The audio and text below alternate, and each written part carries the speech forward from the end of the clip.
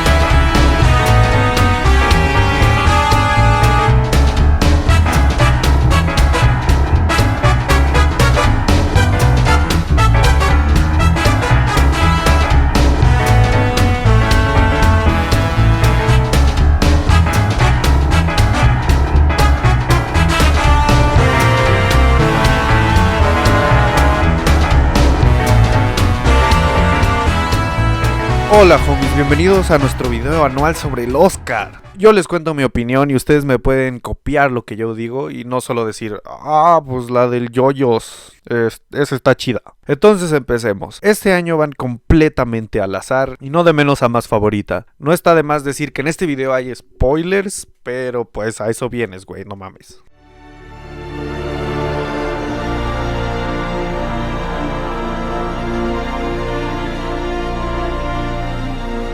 Esta historia nos cuenta los horrores que vivieron los soldados durante la olvidada Primera Guerra Mundial. Es la película de Joey. Hey, you guys, remember that audition I had a while ago and I didn't get the part? The commercial? No. The movie? Yes! Oh, the one about the pilot and his dog who flies planes. No. This is the one about the soldiers who fight in World War I. All right, I'll see you guys over there. I'm off to fight the Nazis. Oh, wait, Joey.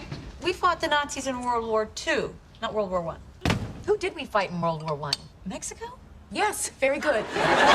Nah, en realidad no sigue a Joey y Gary Oldman. En esta película seguimos a Schofield y Blake, dos soldados con una misión, llevar un mensaje importante a otro batallón, otro frente, que los alemanes le están tendiendo una trampa. Suena como una historia simple, pero en realidad lo que interesa de esta película es lo que logra en el sentido técnico, porque es todo en una toma. O bueno, esa es la ilusión que nos quiere dar. Me recuerda mucho a la película de Dunkerque de Christopher Nolan, en la que intenta hacer una historia simple sobre lo que vivieron los soldados, que frecuentemente son olvidados, aunque 1917 hace un mejor trabajo. Con este truco de todo en una toma, logra que la historia se vuelva más inmersiva, aunque a veces sí se siente mucho como un juego de Telltale Games. No.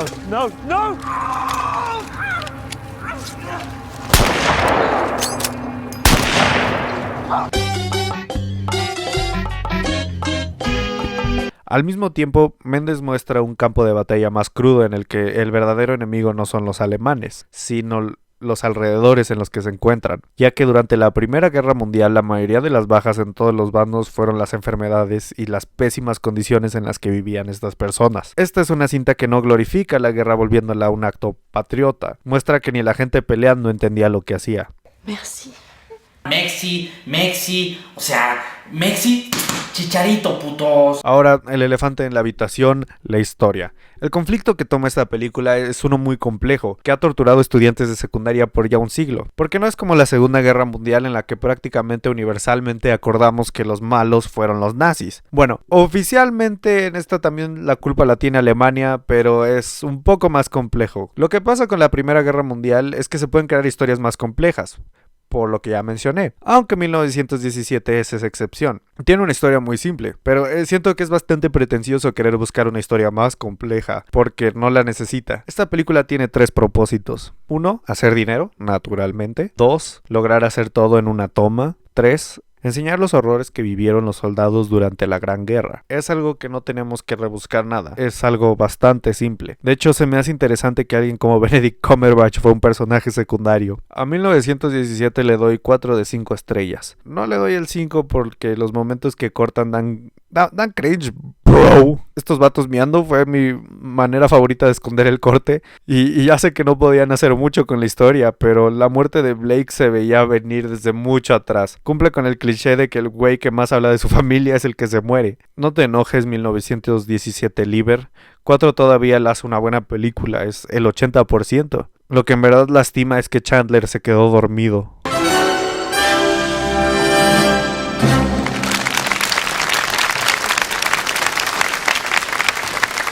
Good job, Joe. Well done. Top notch.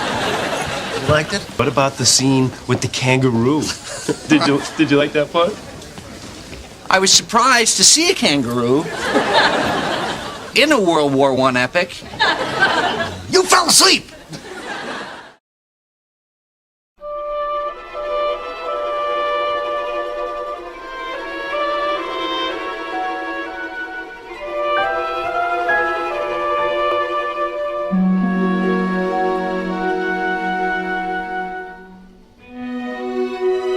Historia de un matrimonio está empatada por mi favorita de las nominadas. Ya llegaremos a la otra. Entonces pude pensar en observaciones perspicaces y chascarrillos hilarantes, pero con estas dos no podía. La historia me enganchaba demasiado. El único chiste que se me ocurrió fue: ¿a poco tus papás podían pelearse por ti? A mí nada más me dijeron: ahora vives ahí, güey. La he visto varias veces y siento que cada vez me quedo con algo diferente y entiendo mejor los lados de Charlie y Nicole. Siento que esta película se va a volver como El Principito. Suena raro, lo sé, pero siento que la voy a poder ver en 10 años y llevarme algo diferente a cuando la vi hoy. Igual y cuando me divorcie va a ser diferente. Por favor, pongan este video en mi boda. Y Ross se divorció 3 veces, entonces ahí está mi referencia obligatoria a Friends. En cuanto a los aspectos técnicos, no hay mucho de qué hablar.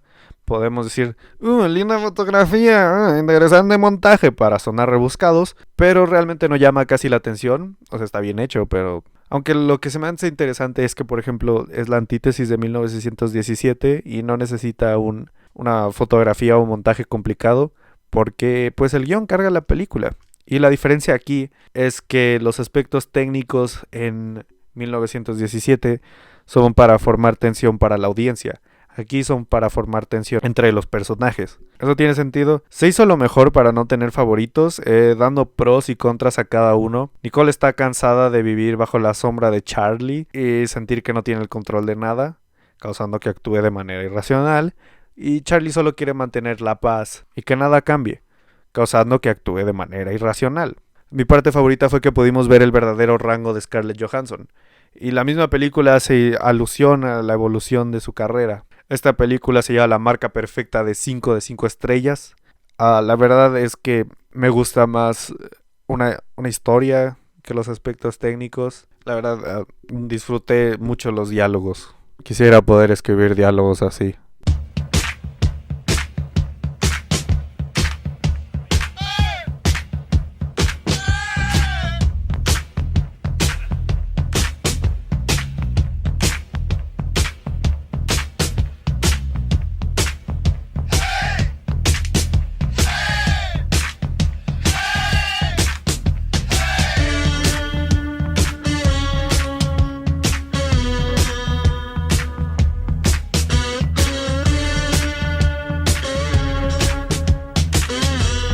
Esta va a ser difícil.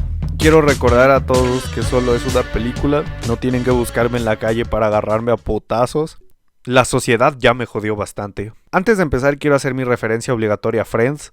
No pude pensar en nada que tenga que ver con payasos, pero pensé en lo payaso que tú te ves cuando dices el lunes en la escuela o en el trabajo que viste algo nuevo en Netflix durante el fin de semana, cuando en realidad viste otra vez Friends, hijo de tu también supongo que si Chandler no hubiera conocido a Mónica, él sería el coringa. I hated school as a kid.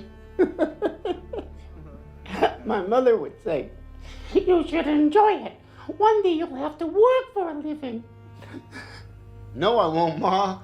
I'm gonna be a comedian. Yo explicándole a mi jefa que quiero hacer videos. Voy a empezar con lo bueno, Joaquín Phoenix. A él todos lo conocemos obviamente por esa película muy famosa, en la que tiene un rol muy importante. ¿Saben a cuál me refiero? Así es, Tierra de Osos. Todo el mundo ya lo ha dicho que hizo un excelente trabajo. Y la temporada de premios se lo ha hecho notar, aunque él nos haga jetas. And the Golden Globe goes to Joaquin Phoenix. Ofrecer algo diferente para un personaje que ha sido interpretado. Pero ahora sí, hijos de su... Voy a abrir de todo lo que no me gustó. Para empezar, la película, aunque intente ser artística, lo que sea que eso signifique, no lo logra, se siente todo muy comercial y calculado. Me imagino a todos los productores poniendo la cámara. Le falta espontaneidad que tenía el guasón de Heath Ledger. Y ya los escucho diciendo, pero Joaquín Phoenix se metió a un refri. No mames, déjame meto al microondas, ¿dónde está mi Oscar? Aunque supongo que el coringa de Heath Ledger tenía a Batman para distraernos y formar un balance. ¿Saben? El viejo dicho de el bromas no puede existir sin Batman. Aunque esta película también tiene a Batman ahí. Sale el pequeño Bruce Wayne en la escena más forzada del mundo. O bueno, el Bruno Díaz para nuestros amigos castellanos. Toda esta relación con los Wayne me da una hueva. Y aparte, Thomas Wayne es bien pinche aburrido. Pero no sé, siento que esta película le llama pendejos a la audiencia también. Poniendo periódicos que te explican todo. O sea, no mames, ni que fueran el Alarmista, no mames. El año pasado me quejé de hecho de que Viggo Mortensen en Green Book estaban haciendo todo lo posible para hacernos entender que es un pendejo. Y aquí pasa lo mismo. Solo que ahora intentan hacer todo lo posible para hacerte entender que su vida es una mierda. Y que él se le está pasando muy, muy mal. Hay tantas escenas de ese tipo de relleno para decirte que su vida es culera. O sea, podrían haber hecho lo mismo que cuando el bromas empieza a valerle verga la vida. Cuando es, podría decirse, feliz. Que empieza a bailar en las escaleras y deja de reírse como pendejo. Aunque donde podemos ver esto más que los productores piensan que eres un pendejo, es cuando se da cuenta de que su relación con la vecina nunca existió. Lo estaban construyendo muy bien desde el principio, o sea, enseñando cuando el broma se imagina en el show de Murray y cuando su psiquiatra le dice que ya no le va a dar sus medicinas y creo que lo repite el bromas cuando va a Arkham. Me imagino que los productores se le acercaron a Phillips y le dijeron, güey, bájale, o sea, nuestros fans son gente que honestamente cree que van a nominar a Robert Downey Jr. para mejor actor. Entonces pusieron todas las escenas que sale con la vecina otra vez, pero ahora sin ella, para que tú puedas entender, amiguito. Tu pequeño cerebro de Marvel y DC puede entender. Me hubiera gustado que le dieran más libertad a Phillips, como se la dieron a Phoenix. Tal vez le dejaría salir de la sombra y las críticas de que su película es una copia de Taxi Driver y de King of Comedy. Pero si me entero que la teoría de que todo fue imaginado por el bromas, lo voy a matar. No es cierto, sí es cierto. Yo le doy un 3.5 de 5 estrellas. No salí como decían que ibas a salir súper inspirado, porque la película fue mega hypeada. Aunque por fin le dio su momento a mi amigo Marca de tener representación en el cine. Yo el año pasado tuve, así es, Roma.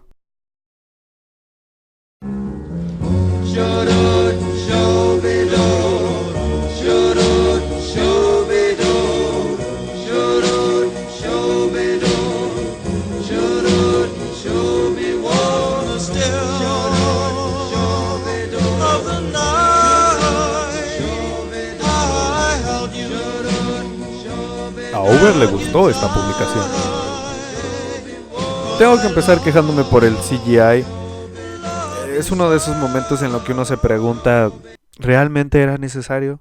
¿Sabes? Haces una pendejada y te haces esa pregunta varias veces. Querían vender el aspecto técnico, pero yo creo que el hecho de que De Niro y Al Pacino están en esta película, que aparte es dirigida por Scorsese, es suficiente publicidad. Mi referencia de Friends es que Joey iba a estar en una película del próximo Martin Scorsese.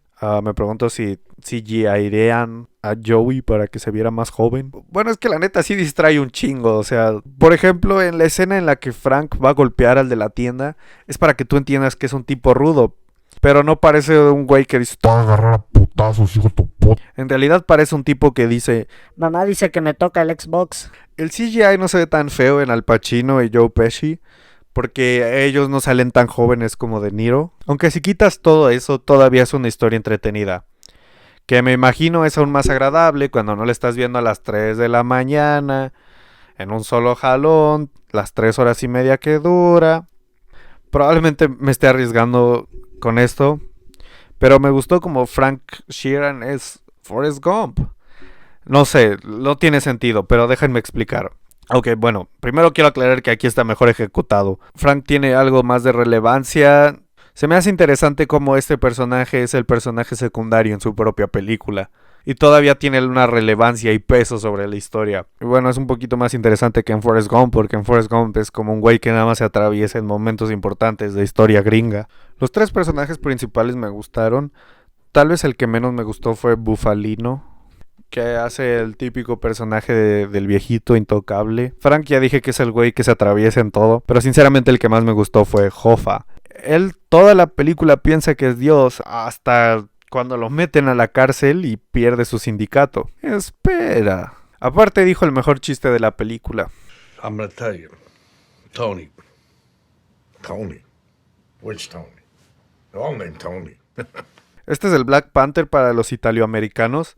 Digo, todos los actores italoamericanos de Hollywood salen en esta película. ¿Dónde está la representación, amigos? Le doy un 4.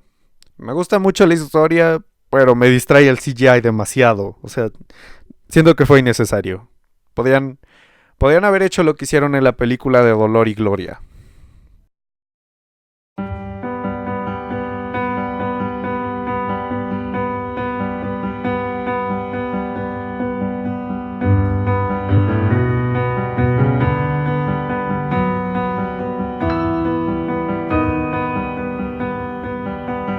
Parasite es un manga de Hitoshi Iwaki, en el que nuestro personaje principal, Shinichi Izumi, es mordido por un misterioso bicho que viene del espacio. ¿Qué? ¿Cómo que es otro? Una ida al cine después. No más, este está más chido. Ah, vale, ver, ahora todo el mundo me va a llamar racista por confundir a Parasite con Parasite. Está bien, tengo amigos asiáticos, todo no es racista. Creo que Parásitos está empatada con la historia de un matrimonio.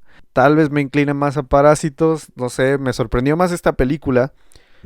Bueno, aparte de que, no sé si esto lo hacen en su cine, pero antes de cada película ponen sus recomendaciones.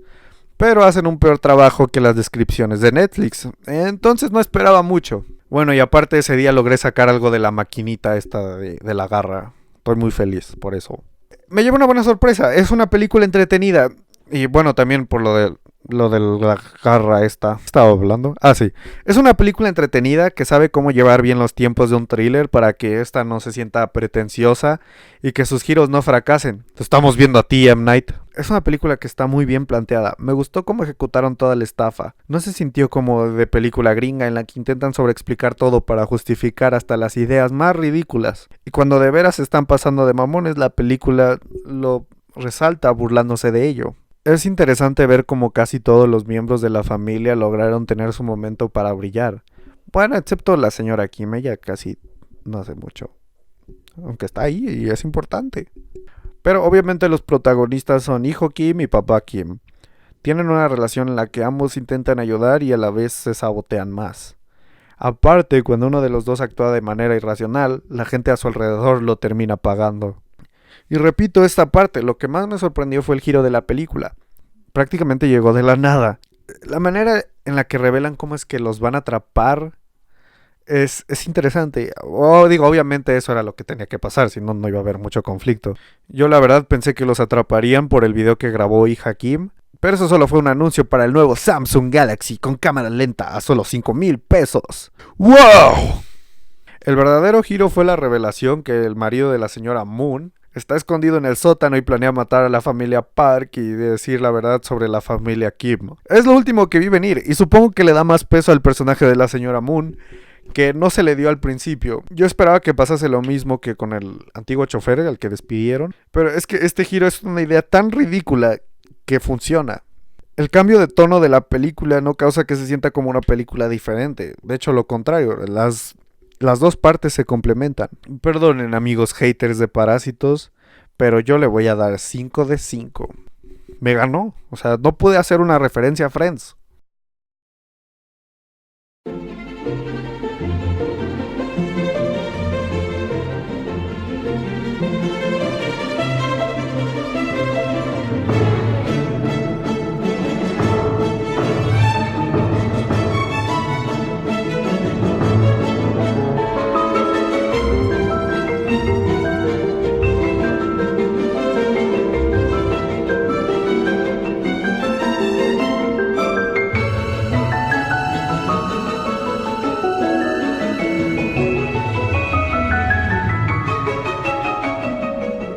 Mujercitas, que en México se llama Morritas. Solo sabía que Joey leyó el libro.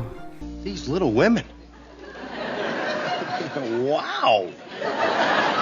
Disfruté de esta película, pero no creo que es tan buena. Me gusta mucho Greta Gerwig, pero esta no es su mejor película. O bueno, comparándola con Lady Bird, no se acerca.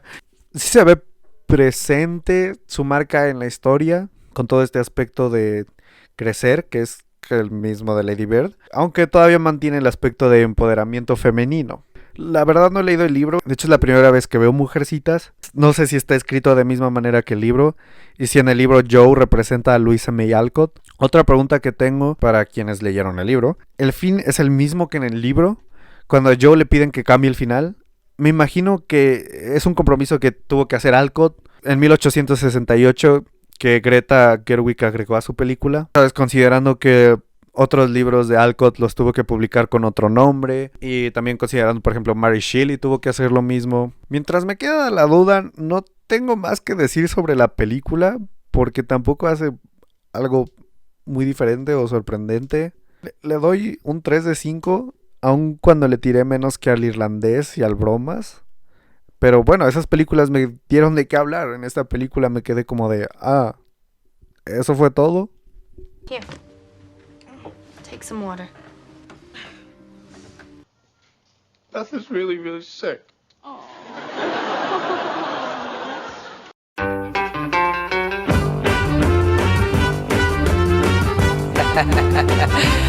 Yeah, mama. Once Upon a Time in Hollywood es otra vez uno de esos momentos en los que uno se pregunta, ¿en realidad necesitábamos esto? Supongo que honrar a Sharon Tate, porque papi Tarantino es amigo de tío Polanski. Todos los stands de Tarantino del centro me van a matar después de este video. Entiendan que aunque sea una mala película de Tarantino, no significa que sea una mala película en general. Toda la producción está muy bien hecha, todavía logra ser, supongo que, entretenida. Sin embargo, siento que esta película está a medias. Hay tantas instancias en las que siento como que había una idea, pero no quisieron hacer más o no pudieron. El ejemplo perfecto es el personaje de Brad Pitt, que por cierto salió en Friends. Cliff Booth se supone que mató a su esposa, pero nunca se vuelve a mencionar. O cuando visita el rancho de Charles Manson, ¿alguien me puede explicar para qué fue eso? O todas las escenas que sale él manejando, o todas las escenas en las que Sharon Tate sale manejando. ¿Sabes? Me hace preguntarme por qué pasamos tanto tiempo con Sharon Tate. Entiendo que quieran homenajearla, pero la manera en la que la hacen se siente como relleno forzado. Y de hecho, todo esto es para justificar la violencia al final, porque ya prácticamente es obligatorio que una película de Tarantino acabe en vergazos. Espera. Siento que había una gran historia ahí sobre un actor que no quería caer en el olvido y su doble de riesgo que solo le intenta ayudar. Mientras tanto, por el otro lado estaba una historia sobre la vida de Sharon Tate y su trágico final. Pero recibimos este extraño híbrido. No tengo puta idea. Le doy 2 estrellas y media. Serían las 5, pero es media película, entonces...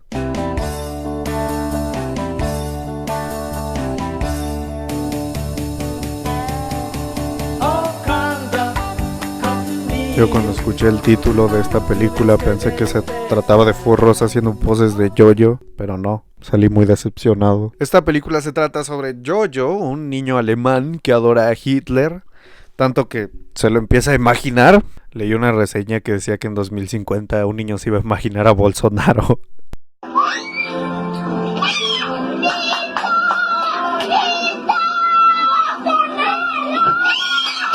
El verdadero conflicto empieza cuando descubre que su mamá esconde a una niña judía. Jojo descubre esto y no sabe qué hacer, defender lo que se le ha enseñado o guardar el secreto de su mamá. Ahora esta película ha tenido una polémica enorme con la manera que presenta a los nazis. En este debate mi palabra no tiene peso porque no soy judío, entonces lo que voy a decir a continuación no importa. Yo aquí veo que querían ridiculizar a los nazis burlándose del bully. Siento que los únicos nazis que humaniza son Yorkie, que es un niño de 11 años que le lavaron el cerebro, y el Capitán K, que de todas maneras ayuda a Jojo y a Elsa. La caricaturización de los nazis no creo que haga daño, no les quita lo peligroso, Pero bueno, yo no soy judío, entonces mi opinión no cuenta. Si tú eres judío, deja en los comentarios qué piensas de esto. Esta película es una nueva e interesante manera de contar los horrores de la guerra, que aparte no se siente como la historia de siempre sobre un salvador blanco que ayuda a los pobres indefensos judíos, que parte de ellos nunca son realmente humanizados. Que sí, en esta película pasa algo similar, pero toda la película se trata sobre Jojo aprendiendo que Elsa también es una persona. Lo que me gustó fue que no se sintió como Thor Ragnarok, que es otra película de Waititi, donde era chiste, chiste, chiste, chiste. Le doy 3 de 5. Me gustó, lo juro, pero al final sí se quedó medio flojo. Aunque no creo que podían hacer mucho después con ello.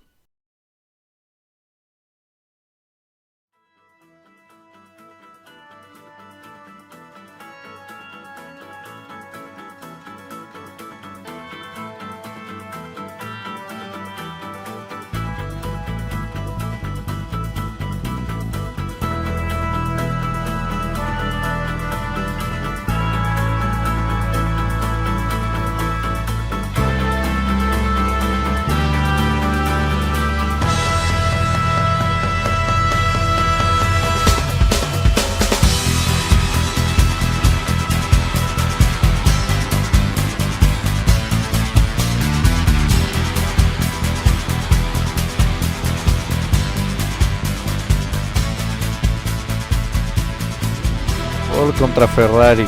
Aquí en mi colonia es ciclista contra Zuru. Nadie gana porque el Zuru no arranca y el ciclista lo atropelló un camión. La verdad es que esta película es la más chafa de las nominadas. ¿Alguien me puede explicar cómo lo lograron? Es la misma historia de cada película de deportes en la que un talento inesperado surge de la nada para ganarle al más grande de la competencia. Digo, hubo películas que se lo merecían y fueron ignoradas como Los Dos Papas, Escándalo, Uncut Gems, Dolor y Gloria que ya mencioné. Yo le hubiera puesto efectos de sonido de Mario Kart a esta película, tal vez la hace más interesante.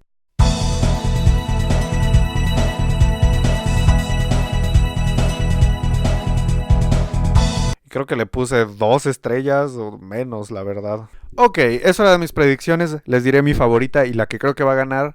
No voy a argumentar mucho de esto, nos los vamos a echar rápido porque este video ya va a durar. Ya llevo 37 minutos grabando. Hijo de su puta madre, me trabo mucho. Mejores efectos visuales. 1917, los dos.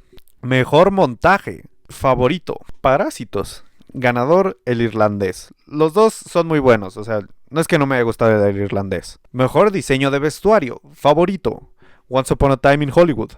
Ganador, Mujercitas. Mejor maquillaje y vestuario. Favorito, 1917. Ganador, Maléfica, no sé. Mejor fotografía, los dos, 1917. Mejor diseño de producción, 1917. Mejor sonido, favorito, El Bromas. Ganador, Ford contra Ferrari. Mejor edición de sonido, El Bromas. Ganador, Ford contra Ferrari. Mejor canción original. No tengo una favorita, pero va a ganar la de Toy Story. Mejor banda sonora. Es un empate entre Historia de un matrimonio y El Bromas, pero creo que va a ganar El Bromas. Mejor cortometraje animado. Favorito, Kid Bull. Ganador, Daughter.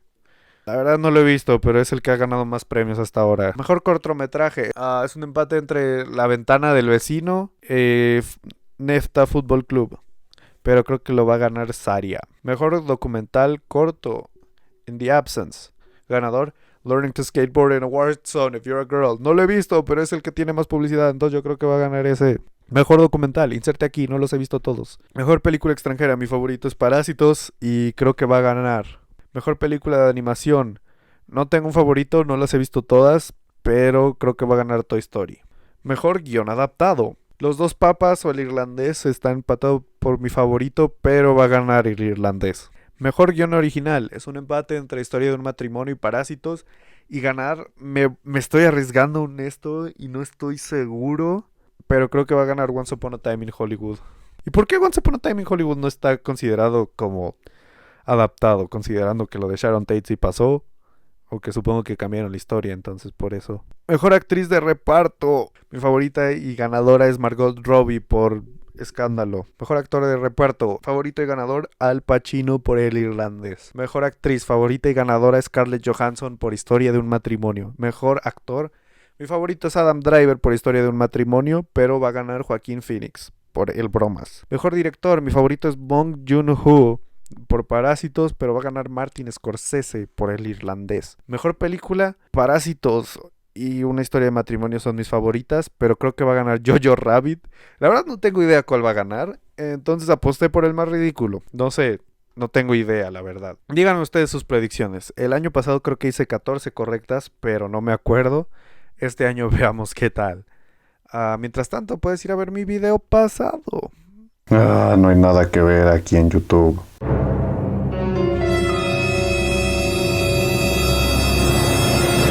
Ay, no mames, que parió otro video de la Rosa de Guadalupe. Digo, no mames. Ok, lo voy a ver. Sígueme en Instagram y TikTok. Dale retweet a este tweet. Dale like a este video. Suscríbete si tú también crees que le robaron a Kaz. Adiós. 기름이 뿌연한 게 속에 힘껏 마시는 미세먼지